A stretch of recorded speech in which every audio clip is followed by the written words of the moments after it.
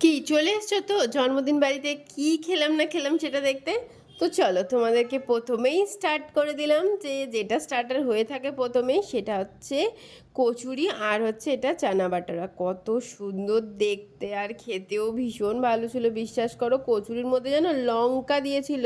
এটা আমি first time দেখলাম, মানে হচ্ছে লঙ্কাটাকে বেটে কচুরির মধ্যে দিয়ে দিয়েছিল, পুরো লঙ্কার বাইট পড়ছিল, এত মজা লাগছিল খেতে কি বলবো।